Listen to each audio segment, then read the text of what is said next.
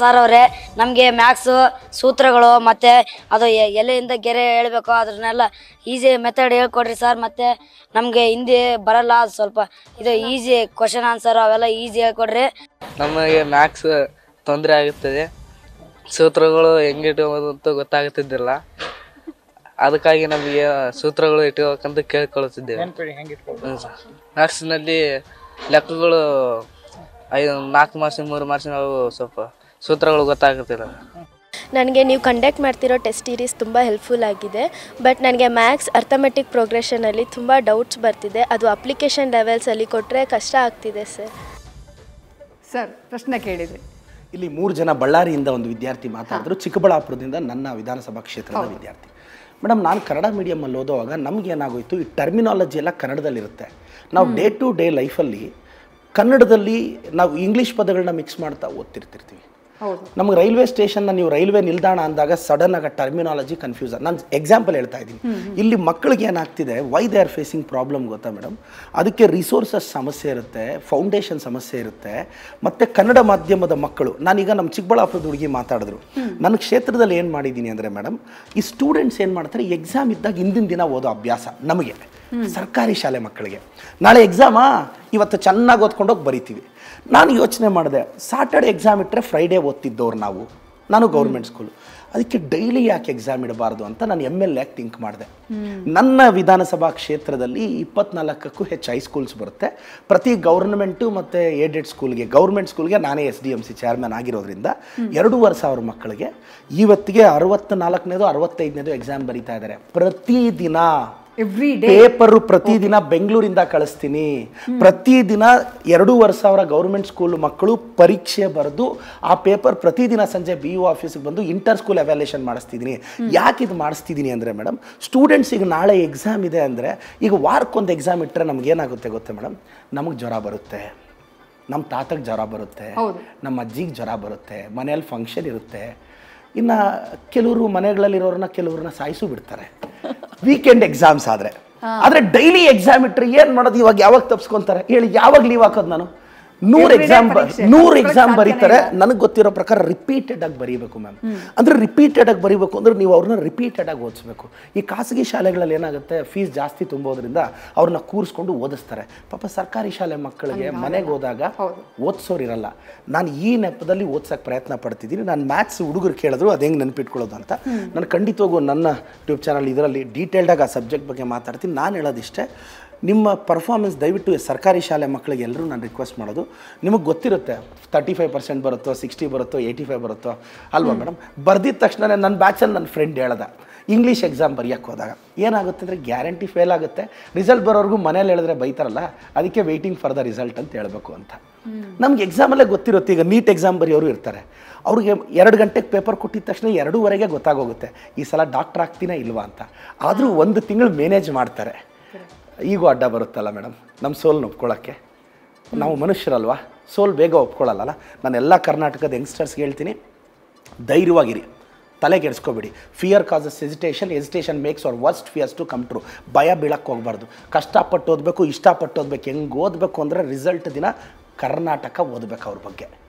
ಹಂಗೆ ಓದಿದ್ರೆ ಏನು ಬೇಕಾದರೂ ಆಗುತ್ತೆ.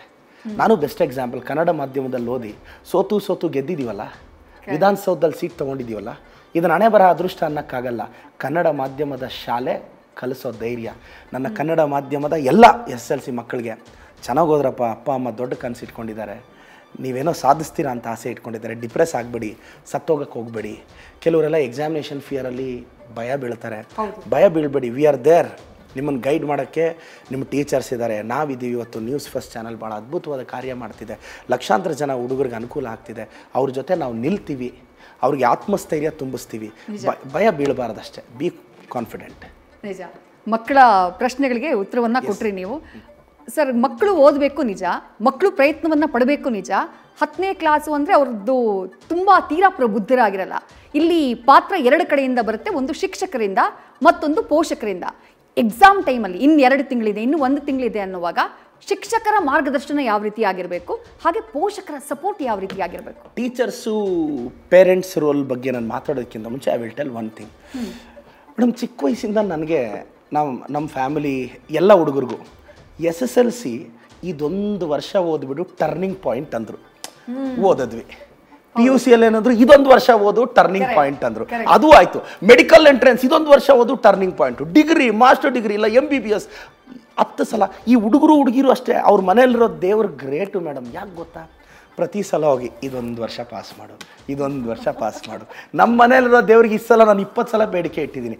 ದೇವ್ರು ದೊಡ್ಡವನು, ನನ್ನ ಆಸೆಗಳನ್ನೆಲ್ಲ ಈಡೇರಿಸ್ತೆ. ಯಾಕೆಂದರೆ ನಾನು ನಂಬಿರೋ ಆ ದೇವ್ರ ಹೆಸರು, ದೇವತೆ ಹೆಸರು ನನ್ನ ತಾಯಿ ಅಂತ. ಆಕೆ ಹೆಸರು ಮಂಜುಳಾ ಅಂತ. ತಾಯಿಯ ರೋಲ್ ಭಾಳ ಮುಖ್ಯ. ಒಂದು ಎಕ್ಸಾಂಪಲ್ ಹೇಳ್ತೀನಿ ಮೇಡಮ್. ಒಬ್ಬ ಹುಡುಗ, ಚಿಕ್ಕ ಹುಡುಗ, ಸ್ಕೂಲಿಂದ ಬರ್ತಾನೆ. ಅವ್ರ ಟೀಚರು ಒಂದು ಲೆಟರ್ ಬರೆದು ಕೊಟ್ಟಿರ್ತಾರೆ, ಮನೆಯಲ್ಲಿ ಹೋಗಿ ಕೊಡಪ್ಪ ಅಂತ. ಆ ಹುಡುಗ ಆ ಲೆಟರ್ ತೊಗೊಬಂದು ಅವ್ರ ಅಮ್ಮ ಕೊಡ್ತಾನೆ. ಅಮ್ಮ, ನಮ್ಮ ಸ್ಕೂಲಲ್ಲಿ ಟೀಚರ್ ಕೊಟ್ಟಿದ್ದಾರೆ ಈ ಲೆಟರು, ಏನು ಬರೆದಿದ್ದಾರೋ ಓದಮ್ಮ ಅಂತ. ಯಾಕೆಂದರೆ ಅವ್ನಿಗೆ ಓದಕ್ಕೆ ಬರಲ್ಲ, ಚಿಕ್ಕ ಹುಡುಗ.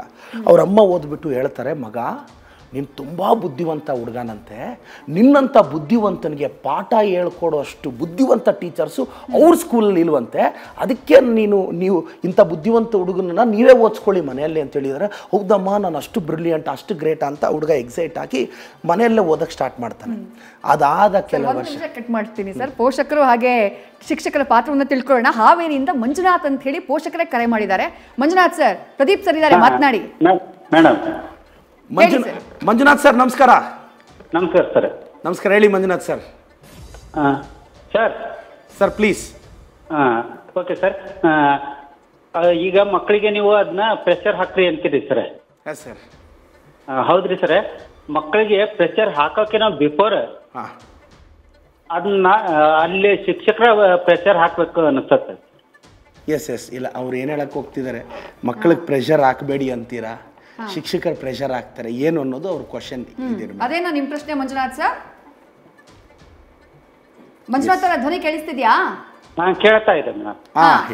ಹೇಳಿ. ನಾನು ಆಗಲೇ ಆ ಕತೆ ಮಂಜುನಾಥ್ ಸರ್ ಅದನ್ನು ಕೇಳಿಸ್ಕೋಬೇಕು. ಅವರು ಅಮ್ಮ ಮಗನಿಗೆ ಹೇಳ್ತಾರೆ, ನೀನು ತುಂಬ ಬ್ರಿಲಿಯಂಟ್ ಹುಡುಗ ಅಂತ ಮನೇಲಿ ಕಲಿಸ್ತಾರೆ. ಬೆಳೆದು ಬೆಳೆದು ಬೆಳೆದು ಆ ಹುಡುಗ ಬೆಳೆದ ಮೇಲೆ ಆ ಹುಡುಗನ್ನ ಆಲ್ಬರ್ಟ್ ಐನ್ಸ್ಟೈನ್ ಅಂತಾರೆ. 1922ರಲ್ಲಿ ನೊಬೆಲ್ ಪ್ರೈಸ್ ತಗೊತಾರೆ ಫಿಸಿಕ್ಸ್ಗೆ. ಅವ್ರ ತಾಯಿ ತೀರೋಗಿರ್ತಾರೆ. ಅವ್ರ ಮನೇಲಿ ಪೆಟ್ಟಿಗೆಯಲ್ಲಿ ಆ ಲೆಟರ್ ಇರುತ್ತೆ. ತೆಗೆದು ನೋಡಿದ್ರೆ ಆ ಲೆಟರಲ್ಲಿ ಟೀಚರ್ ಬರೆದು ಕಳಿಸಿರ್ತಾರೆ, ನಿಮ್ಮ ಹುಡುಗ ದಡ್ಡ, ನಿಮ್ಮ ಹುಡುಗ ವೇಸ್ಟು, ಇಂಥವನಿಗೆಲ್ಲ ನಮ್ಮ ಶಾಲೆಯಲ್ಲಿ ಸೀಟ್ ಕೊಡಲ್ಲ ಅಂತ ಬರೆದಿರ್ತಾರೆ. ಆದರೆ ಅವತ್ತು ಆ ನೆಗೆಟಿವ್ ನಮ್ಮ ಮಗುಗೆ ಹೇಳಿದೆ, ಪಾಸಿಟಿವ್ ಆಗಿ ತಾಯಿ ತುಂಬಿಸಿದ್ಲಲ್ಲ. ಖಂಡಿತವಾಗೂ ಹೇಳ್ತೀನಿ, ಮಕ್ಕಳನ್ನ ಜಾಸ್ತಿ ಉಬ್ಬಿಸಬಾರ್ದು. ಪೇರೆಂಟ್ಸ್ ಹೇಳ್ತಾರೆ ಜಾಸ್ತಿ ಉಬ್ಬಿಸ್ಬಿಟ್ರೆ ಇವ್ನು ಹಾಳಾಗೋಗ್ಬಿಡ್ತಾನೆ ಅಂತ. ನಾನು ಹೇಳೋದು, ಯಾವುದೇ ತಂದೆ ತಾಯಿಗೆ ಮಕ್ಕಳು ಚೆನ್ನಾಗಾಗಬೇಕು ಅಂತ ಬಯಸ್ತಾರೆ. ಆದರೆ ಮಕ್ಕಳು ಡಿಪ್ರೆಸ್ ಆಗಿ ಸೂಸೈಡ್ ಮಾಡ್ಕೊಂಡು ಸತ್ತೋಗ್ಲಿ ಅಂತ ಯಾವ ಪೇರೆಂಟು ಬಯಸ್ತಿಲ್ಲ. ಆದರೆ ತುಂಬ ಜನ ತಾಯಂದರಿಗೆ, ತಂದೆ ಏನು ಅಂದರೆ ಮಕ್ಕಳನ್ನ ಹ್ಯಾಂಡಲ್ ಮಾಡೋಕ್ಕೆ ಬರ್ತಿಲ್ಲ. ಮೇಡಮ್, ಅವರು ಲೈಫಲ್ಲಿ ಏನೇನೋ ಸಾಧಿಸಿರ್ತಾರೆ. ಮನೆ ಮಕ್ಕಳನ್ನ ಬೆಳೆಸೋದು ಎಷ್ಟು ಕಷ್ಟ ಗೊತ್ತಾ ಮೇಡಮ್? ಏನು ತಮಾಷೆನಾ? ನಿಜ. ನಾನು ಕರ್ನಾಟಕದಲ್ಲಿ ಇರೋರನ್ನೆಲ್ಲ ಮೋಟಿವೇಟ್ ಮಾಡಬಲ್ಲೆ. ನನ್ನ ಮಗಳನ್ನ ಕೂತು ಬುದ್ಧಿ ಮಾತಾಡೋದು ಎಷ್ಟು ಚಾಲೆಂಜಿಂಗ್ ಗೊತ್ತಾ?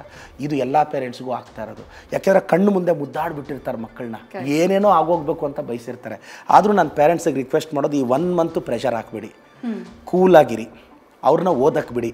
ಸಾಧ್ಯ ಆದರೆ ಈ ಮೊಬೈಲೆಲ್ಲ ಬಳಸ್ತಿರ್ತಾರೆ ಕೆಲವರು. ಇನ್ನೂ ಹುಡುಗರು ಭಾಳ ಇದಿರ್ತಾರೆ, ಮೊಬೈಲಲ್ಲಿ ನೋಟ್ಸ್ ಕಳಿಸಿದ್ದಾರೆ, ಮೊಬೈಲಲ್ಲಿ ಓದ್ಕೊತೀನಿ ಅಂದರೆ ಓದ್ಕೋ ಅಂತ ಬಿಟ್ಬಿಡ್ತಾರೆ. ಒಂದು 10 ರೂಪಾಯಿ ಪ್ರಿಂಟೌಟ್ ಹಾಕಿ ಕೊಡ್ಸೋಕ್ಕಾಗಲ್ವಾ? ನ್ಯೂಸ್ ಫಸ್ಟ್, ನಿರ್ಭೀತಿಯಿಂದ ನಿಮ್ಮ ಪರವಾಗಿ.